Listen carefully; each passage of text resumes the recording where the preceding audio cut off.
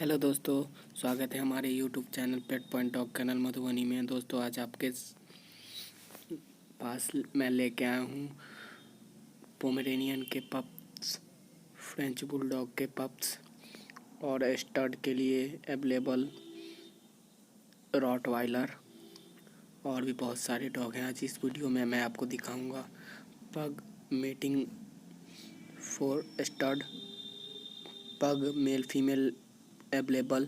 हमारे पास Siberian husky के बच्चे हैं पड़े हुए हैं। मदर फादर की वीडियो और फोटो आपको मैं इस वीडियो में दिखा रहा हूँ।